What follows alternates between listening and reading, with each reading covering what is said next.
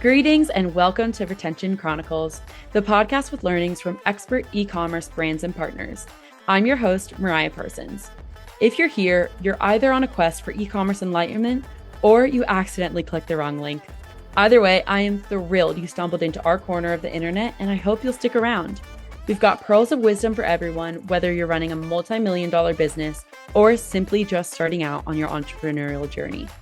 Before we unleash the brilliance of today's guest, let's give a shout out to our podcast sponsor, Malomo.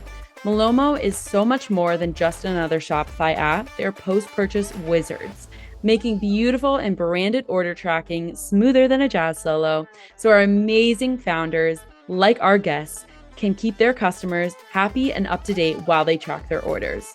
So hit that subscribe button, like it'll increase your LTV overnight, and go listen to our other episodes at gomalomo.com. That's GOMALOMO.com. Get ready for insights, chuckles, and perhaps a profound realization or two with this newest episode of Retention Chronicles.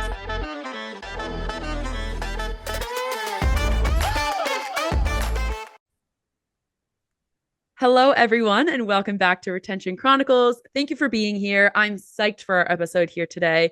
Maria, thank you so much for joining me. We're going to give a shout out to Leah from your team for connecting us because you all inbounded, and it is always the best experience when I get to hear that someone, wants to come on this podcast and wants to share about their experience because it is such a highlight of my day. So thank you for making the time in your busy schedule to come and join me for the next 45 minutes or so. It's going to be a great time. So I'm going to have you say hi to the audience and then give a quick introduction of yourself, and we'll be off to the races. Well, thank you so much for having me, Maria. I'm so excited to be on your podcast. I am Maria Hatzistefanis, CEO and founder of the Rodial Group. And a little bit of an introduction. So I started my career as a beauty writer back in Greece, where I'm originally from. I did that for a bit, but the world of business was calling me, moved to New York. I did an MBA at Columbia Business School. And somehow I ended up doing corporate finance, first in New York and then moved to London. I thought that was going to be my career, but 2 years into it, I became a very bad employee and I got fired.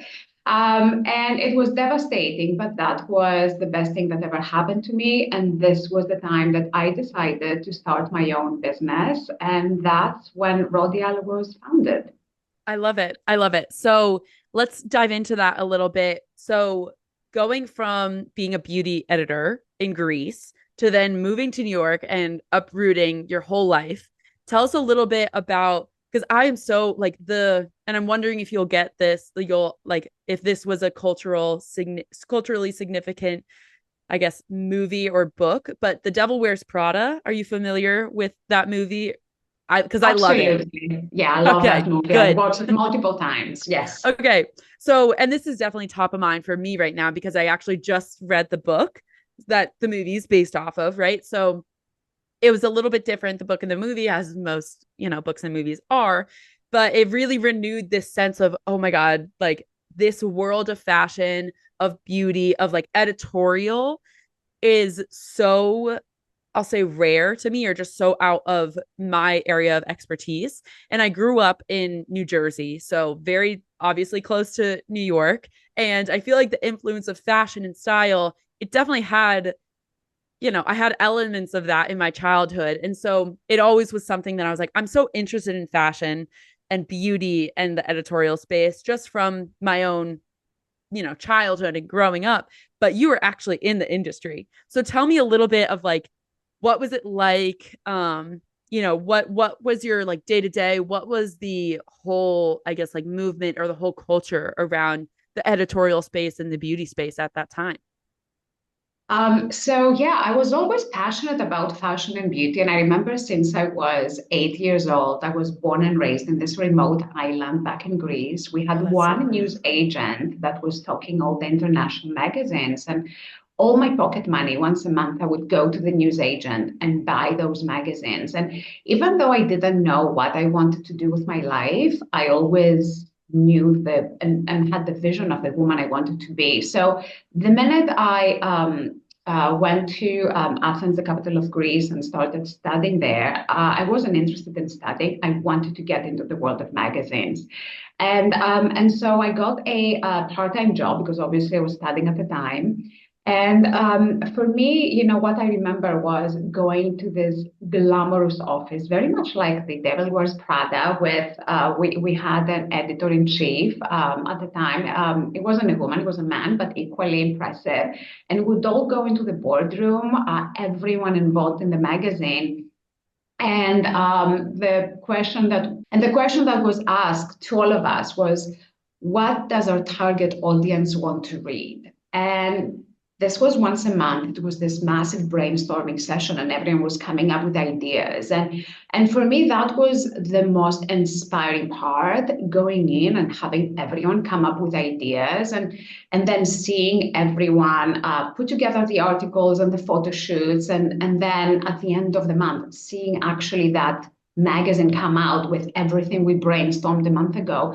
For me, that was fascinating. I mean, the creative process, the everything, it was so vibrant and so excited. So it's sort of something that stayed with me. And even now, when it comes to my social media, which I know we're going to go into this a little bit later, I always curate everything like a magazine. So that experience, even 25 years later, it's still with me.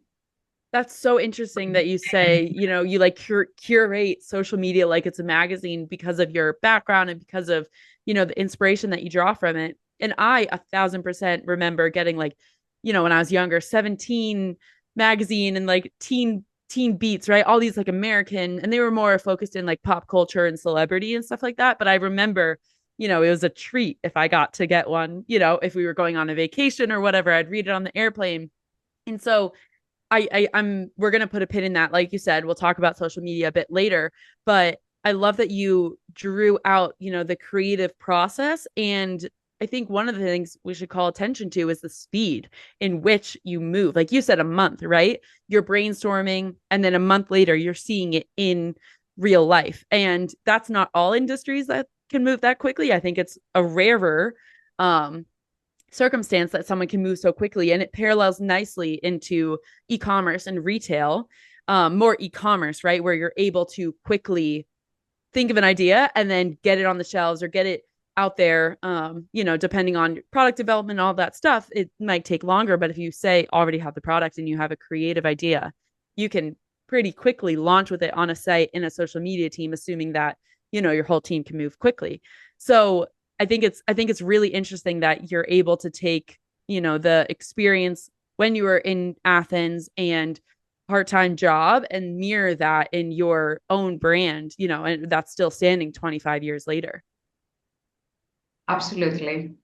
Yeah, love it. So let's dive into Rodial a bit. So can you tell our audience, if they're not familiar with you all, what is kind of like what is your basis for founding Rodial? Why do you want to, start your own company? Were you always entrepreneurial? I know you said you went to go get an MBA, and then had a stint in corporate finance, and then best and worst thing that's ever happened to you, you get fired, you can go and explore starting your own company. So walk us through, I guess, more of the like leading up to founding your own brand.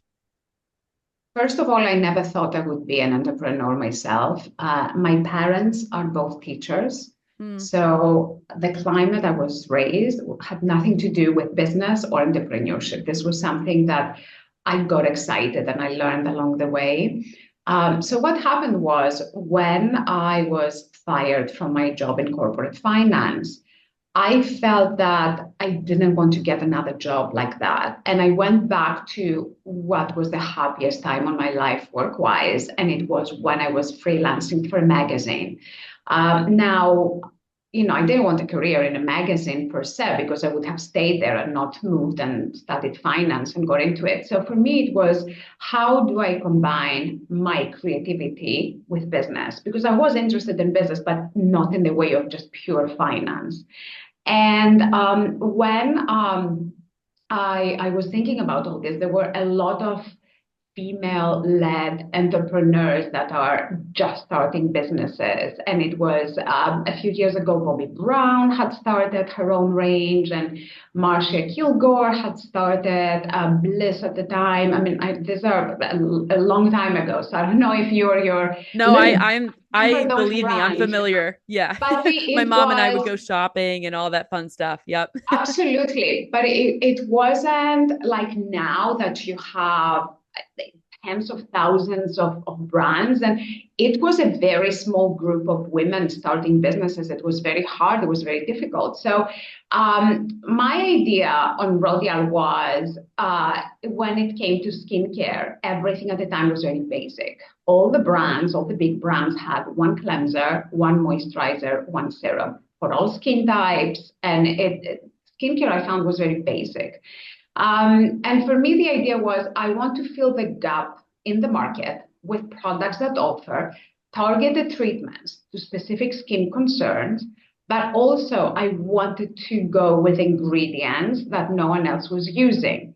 And over the years, some of the ingredients that Rodial has revolutionized the market with are the likes of our snake serum range, dragon's blood, bee venom, and we created this market. We were the first brand to do ingredient-led products, but still our ingredients are so unique, no one else is using them. So that was the market that I tried to fill. And that's how I started my business. Now, the interesting thing was when I tried to get funding for my business, I put the business plan, obviously coming from the finance world. I knew how to put together all this business plan.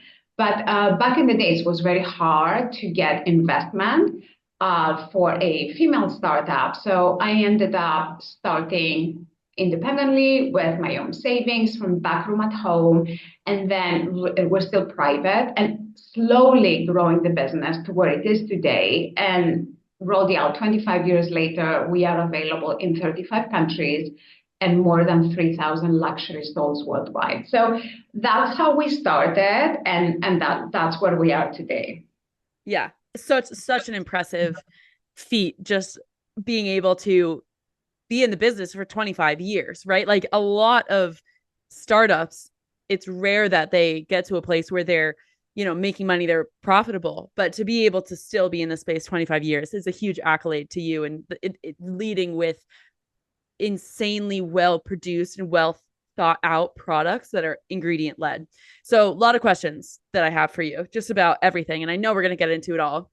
So my first, I guess, interesting thing that you were talking about is like having this group of women that at the time you're seeing them as leaders, right? You mentioned like Bobbi Brown, she's doing her line. And I was just at a conference where Rebecca Minkoff spoke, and she was speaking to this, right? Of like this industry, the industry in this time period, what looked different from what it looks like right now. And we could go into that and have a whole podcast episode about, just like how Shopify and how other platforms are making it way easier for people to start their own brands and kind of lowering those barriers of entry to, be able to capitalize and blend your creative side with your business side. But so I obviously want to focus in on the beauty industry. So tell us about when you're trying to convey to your customers, okay, this is the first ingredient led skincare line that you're going to see on the market. And we use such rare products or such unique products or ingredients that you're not going to get this. This is, different from what they're seeing on the market. What was your idea in terms of branding and trying to convey accurately that message to your customers of like, this is a skincare line that is intentionally made for different types of skin and intentionally made to be beneficial to the consumer? Because I think nowadays with social media and the access to just all this different information, customers are really informed about what they want and the different options that you can buy. But if you're selling in retail, you're selling in 300 stores or 3,000 stores, you don't have that close of a relationship with your buyer. You can't have a whole website that they're shopping and they understand, these are great ingredients for my skin, or maybe this is if I have this type of skin, this is what I would want to buy. You have shelf space and you have like, you have to you have to capture someone's attention quickly. So can you talk through like how you were thinking about branding before, the boom of social media and like just the informed buyer? So when we launched our first ingredient-led product, which was the snake serum, initially the packaging was a white bottle and it was actually called anti-aging serum. And then I looked into the list of ingredients, one of them related to viper venom. So I took the bold decision to call the product snake serum, capitalize on the name and make the packaging black. As we say, back in the day, we didn't have social media. So we did a photo shoot with snakes around it. We took pictures and we sent out a press release. And with those things, you have to be lucky. You could send a press release and no one pays attention. And we grabbed everyone's attention at the time. And the product went viral. So it went from the UK to the China Morning Post to the Australian Times, to Japan, to Germany. And suddenly, via press, whether that's online or printed press, the name of the product per se gave us all the buzz that we wanted. So back in the day, that was how virality was generated. And similar to now, when you post a TikTok or do something on social media, you have no idea. You cannot guarantee it's going to go viral. Same back in the day. So we started with that. Snake serum was the first product that grabbed everyone's attention and everyone started talking about Rodial. But as you can imagine, if you are known for your snake serum, your next product cannot be lavender oil. You have to keep it up with the names, with the ingredients, with the research. So a couple of years ago, we followed with dragon's blood, our second big launch. And then we followed with bee venom. And by the time we launched bee venom, we were known enough that we almost didn't need that attention anymore. And then we calmed down a little bit and we used some more traditional ingredients. But there was a time when we didn't have the budget, we needed to go viral, we needed the attention, and the names and the colors of our products were so out there. With dragon's blood, it's bright coral. With bee venom, it's bright yellow. And there was a time a few years ago when I was scrolling through Instagram and everyone was producing product in the color called millennial pink. I don't know if you remember. Everyone had to be millennial pink. And I actually got really worried because in the world where millennial pink is fashionable and we're going with bright colors, we were so not trending. And we sat down, and that was the point that I unfollowed all the other beauty brands. I couldn't have this noise around me. And we decided, you know what? We can't be changing our colors every few years based on what is trending. We have to be who we are. We need to be comfortable and aware of our audience, and we have to keep in our own lane. And that is the time that it made all sense. And that's how we've communicated with the world since then. Yeah. Yeah. So I love that you brought up being tempted almost to, look at the market, look at the main other players in the market and be like, everyone is doing this right now. Like it is so tempting to try and, create a project or a product in that millennial pink color, right? And say like, okay, is there worth in trying to compare and be like a direct comparison to these other customers? And I love that you then retrospectively looked at, okay, we have these customers because they came to us because we have these bright colors and we're able to stand out and we're using these ingredients that capture your eye and we're using this creative of snakes and black packaging to like pop off the shelf because that is what that's what you can grab your customer's attention with, and then to stick with that. I think I've heard just from other marketers in the space and other founders of having a similar moment in their company's history where it's like you've had that viral moment, you have other products that are going well, but then you get to this point of like, oh my God, like I'm seeing just like time and time again of pattern after pattern. These other people are maybe assimilating, or they're all doing something. Like, are we missing out on this? Like, are we missing something? And I think there's a lot of relatability in that, of like, we're social creatures, we want to fit in at times, but for a business there is a financial and a marketing, like a branding advantage to standing out. And so my question to you is, when you're looking at all of the different aspects that you could like change, we're talking about packaging and coloring and standing off the shelf, were there any other moments where you were like, maybe these ingredients, we're not going to continue to go with these like more extravagant ingredients, or maybe we're not going to like, any other parts of the business that you were like, maybe these were part of our business when we were starting out, but they're no longer needed? Or has it been like, since day one, we're sticking with, having these extravagant colors and these extravagant ingredients and capturing people's attention that way? There was a point after we launched Bee Venom that I feel we were at the stage as a business to understand who our customer is. And then once we know who our customer is, we base our new product development on the customer. So it didn't need to be, oh, let's find the next unusual ingredient. It's, okay, we've built a customer over the last 10 years with all our exciting launches. What does our customer want?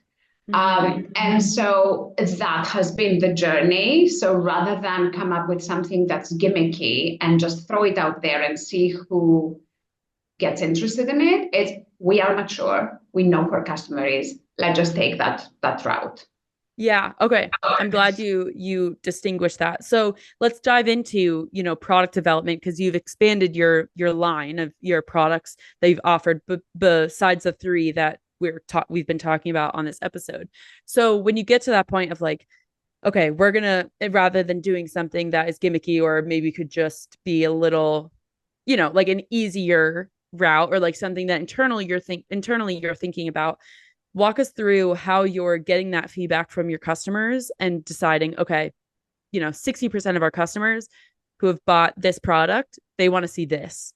Because I think product development is one of those things that sets people apart, obviously, and like your product is that thing that has set you all apart. So I think it'd be interesting for our listeners to hear, how are you actually enabling your team to like follow where your customers want, what products they want? So there's another example I want to share with you, which is a product that we launched during the pandemic called Banana Lowlighter. That has diverted a little bit our course from being a pure skincare business to moving very, very slowly into complexion, very organically. So we were getting a lot of requests from our customers that we love our skin, we love your skincare. Rodial has those amazing formulas and ingredients. Can you do something for our complexion? And, again, with everything that we do at Rodial, I don't want it to be, okay, let's just come up with a range of complexion of 100 products. But there was this idea that I had to get a product that's something between an under-eye concealer brightener and an eye cream. And we created this banana lowlighter, which is a sheer lowlighter that brightens the under eye and also has caffeine and vitamin E, so a lot of eye cream benefits. And we launched it just before the pandemic a few months ago, and it was an okay launch. It wasn't that great. And then suddenly, because of everything changed during lockdown and everyone was in front of Zooms and cameras, and the stores weren't open, and you couldn't go and get a concealer, and you were buying everything online. And suddenly people think there's this one product that fits all skin tones, you can put it under your eyes, brighten up, and suddenly this product becomes a bestseller. And then that was the first product that gave us the confidence of, okay, well, we're onto something. We've launched a very successful under-eye product. Let's just see where we can take this and get to the next. And then we launched the peach low lighter, which is a different shade. And now we just launched the latte low lighter, which is even darker. So, for me, it's always, again, understanding the audience and seeing what they buy and what they love, testing the market. Sometimes we'll launch something, it doesn't resonate, so we won't go any further. But for me, it's always come up with one thing and test the market. A lot of people come to me and say, oh, why do you do fragrance? Or why do you do hair care? It's because I don't think we can do it well enough. I don't think that we can do it so well that we will differentiate ourselves from a pure fragrance company or a pure hair care company. I think a lot of people are doing a great job there. So you have to understand where the product's extensions would make sense and that you can deliver something that's unique that no one else is doing, and you're not just going out there competing with all the experts. So for me, that is the way that I see product development, which is trial and error, and then getting the signs from a successful product to move further into that direction. Okay, I see. So you're phrasing it as, or you're approaching it as launching something first and then seeing how the market takes it rather than, asking your customers in a form or like a feedback survey of like, what do you want to see in terms of new products? And maybe you're getting, from those customers where they ask you, why don't you do fragrance or hair care, in which you have the confidence to say, I know that we're not going to do it in a way that will serve the brand well and serve our name well. So we're not going to do it. But it tangentially related to obviously skincare is complexion, and diving into that market. The story that you just told us of just like dipping your toes in the water and then seeing how things react. And we have to acknowledge that COVID played a part in it, like you said, and just like we'll call it crazy, but just the unpredictable nature of the world of like what different underbellies or currents are going to influence how people are buying, and you can't predict those things. So the best thing that you can do is try your best and just launch good products, see how they work. And you had mentioned like a couple of months before the pandemic, when you had launched, the banana lowlighter wasn't really resonating with customers, and then people were on Zoom and couldn't, all the reasons that you gave, not buying in person and all that, then it went viral and it became a bestseller. So one of the things that I wanted to talk to you about is, as you're starting to expand your product line and you're looking at, okay, they're obviously related, but your different products, when they sit in different categories like complexion and skincare, how are you thinking about marketing to those customers? Like, are you marketing to all the customers the same way?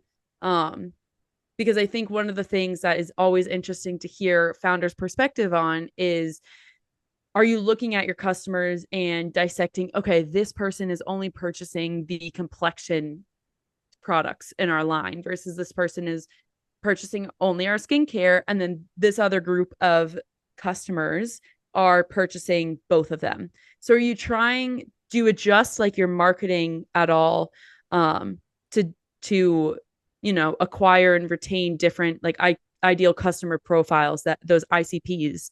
How do you kind of view, like, as you're expanding your marketing and how it's adjusting, if at all, with what you're rolling out? You're very right that we have slightly different audiences if you look at skincare versus complexion.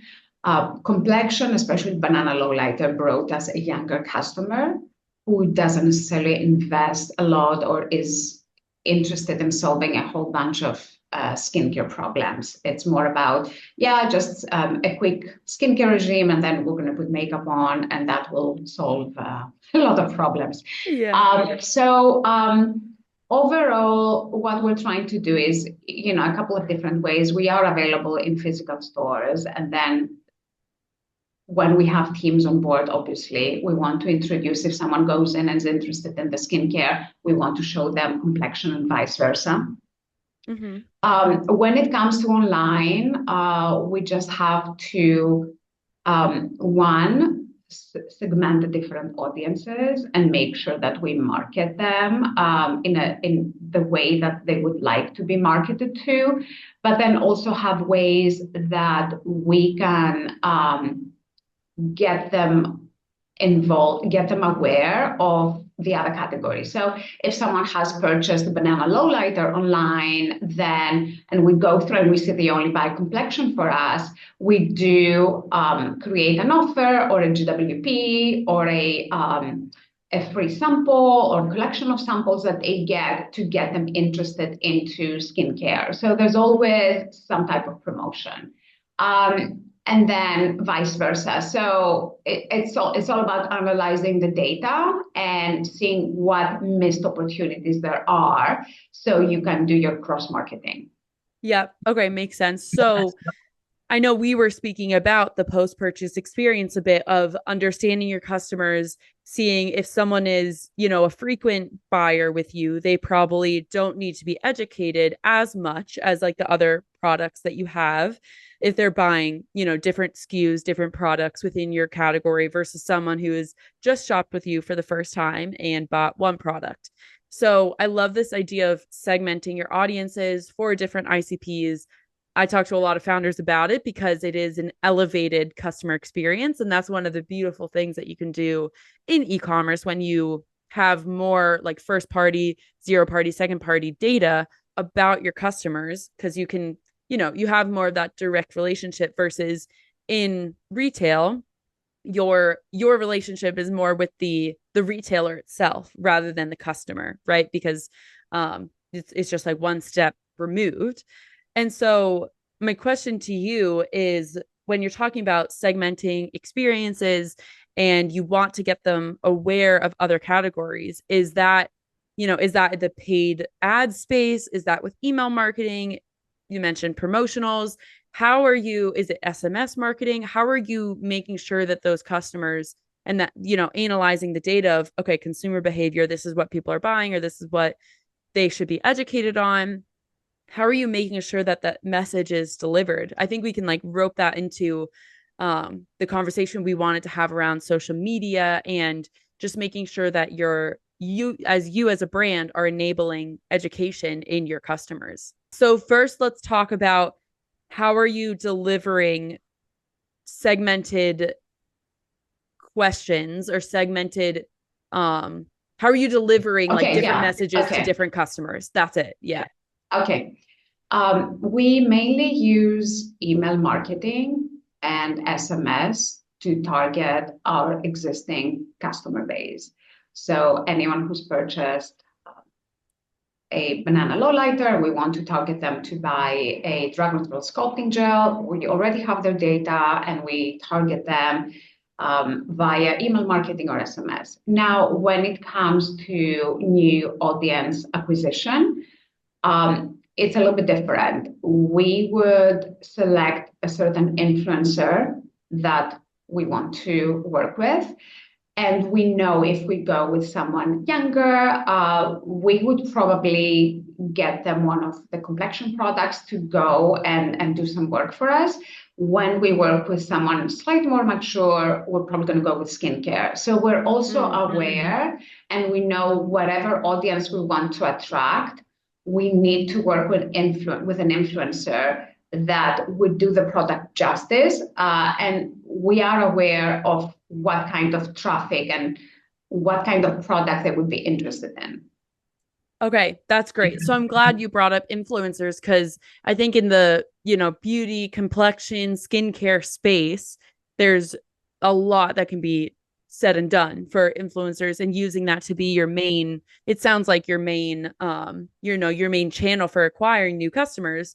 And I think it's a beautiful partnership because you have these influencers they have their customer base, they have their customers that are going to them and trust them to buy if they're putting their name, next to or associated with Rodial. And then for you all, you have we'll call it known, right? Like you never know anything, but a pretty well proven audience that they're in the market for something that, their influencer that they follow likes using. So I don't know if it's unique per se of using influencers for your first means of acquiring new customers. In your experience, would you say like that's pretty common in your space, or would you say that you all are kind of leading the charge and using influencers as, your main acquisition rather than maybe your own social media that sits under your brand? We probably have three different ways of acquiring new customers. The first one is through my personal Instagram account, which is different. So we have the Rodial Beauty Instagram account, and then we have the Mrs. Rodial account, which is my account. And that is the first channel. I post a lot about being an entrepreneur, behind the scenes, doing a book tour, what I'm wearing, filming for Dragon's Den. So I'm posting a lot of what I do with my life, and that attracts a lot of new people who don't necessarily want to hear more about Rodial and the brand, but they want to see what is going on in my life, what's interesting, how they can be inspired. So that is the first channel. The second channel is definitely influencers. And then the third channel is paid social media. So these are the three different avenues that can bring us new customers into the brand. Okay, wonderful. Thank you for clearing that up. So let's then tap into specifically paid media and just high level, give us your strategy when you have, influencers who are marketing to their customer base. You are, I'll call it like thought leadership. You're using thought leadership to be in front of your customers, to have more people be aware of what you're doing in your life and as an entrepreneur, and Dragon Den and your book tours, which we'll get to at the end of the episode. So little sneak peek. But then you have also the paid media side, which is a little bit more targeted, a little bit lower in the funnel, at least in hopes, right? That you can use that channel to get some new customers. So how are you thinking about paid media? What's like the high level strategy there? Paid media is getting harder and harder. As you know, I feel that a lot of us beauty brands are chasing a similar customer, and I'm seeing ads every single day, and I feel it is getting more and more expensive, and it is getting harder and harder to stand out from the competition. Having said that, social media, paid social media, we all have to do it. You cannot not do it, even if you're aware that it is expensive and hard. For us, what we do is we always try different formats. And it could be creative that we do in-house. It could be carousel. It could be dynamic product placement. But also the other area that we work with is whitelisting. So if we work with an influencer and their post or their reel or whatever they do does really well for us in some capacity, and we see a great reaction from their audience or our audience, then we do work with a lot of whitelisting. So it is a combination of things. For example, the other day, a few days ago, we had Bethany Frankel from the ex-Real Housewives of New York, and she posted an organic video. We just sent her banana low lighter, and she posted this amazing video, like, this is the one product that you're going to change. This is the one product that's going to change your life. And it's really funny because sometimes we do paid work with people and the video is lukewarm and this video is organic. And it got 500,000 views, 30,000 likes, and now we're in talks with her to do something specific. So what we always do with influencers is if there's something organic that does well, we immediately go and see if we can do a bigger partnership with that person, because you never know. You may work with an influencer with millions of followers and they do something for you and it doesn't resonate with our audience. So for us, if there's one piece of work that resonates and brings us the attention that we want, then we definitely want to do more with that influencer.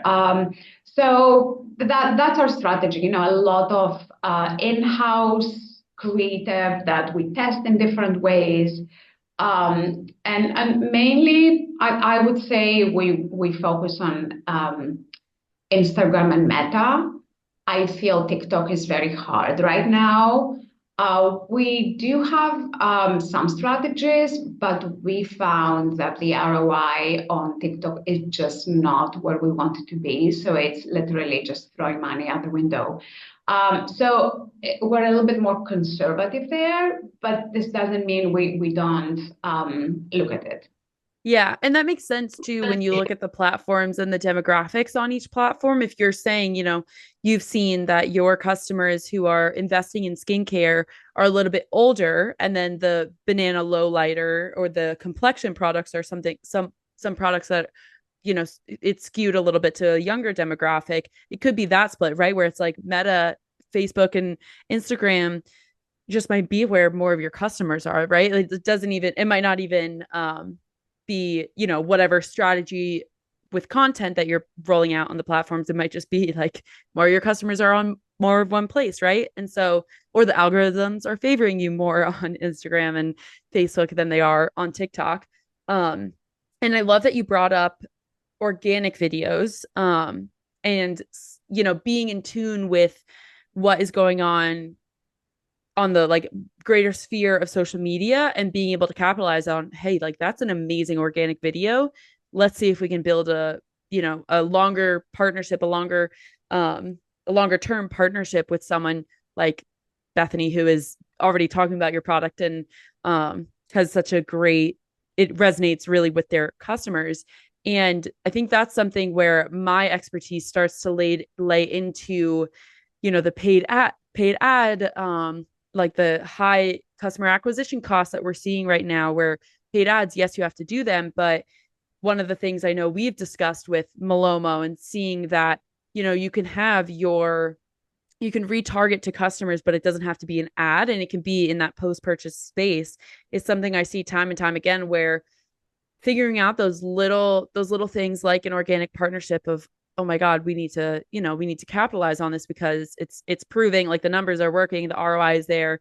Or something like branded order tracking, where you can see, they have your social media at the bottom of the page, and you can have that ROI be a little bit more, I guess, like naturally fitting in a customer's life, where they're like, oh yeah, why wouldn't I buy that product if I just bought this one? Or I trust this influencer and they've never, given me a product that I haven't liked. So I'm going to trust that. So I think in this conversation of talking about customer acquisition is also, how do you build that customer trust? And I think it's something that sometimes can be forgotten about when you're looking at paid media. But that's really what you're trying to do, right? You're trying to get in front of a customer for them to purchase with you, and then you can buy that. You can build that customer loyalty and build that customer satisfaction in hopes that they purchase with you again. Yeah, 100%. So let's talk just a little bit, because we're getting close to time, and I want to leave space for just you as a thought leader. Obviously, you mentioned your social media profile, in which you're sharing a lot about what you're doing in the day to days, which I hope all of our audience follows, Mrs. Rodial. But tell us about like the more, I guess, opportunities with being a founder and entrepreneur, but aren't like extremely attached to Rodial. So, Dragon's Den, being able to be on that show and be someone who is of influence. Tell us about the show, and then going on these book tours and really sharing your story with other people. Cause that is so fascinating to me that you've been able to, you know, drive your business to a place where you're being approached with these opportunities.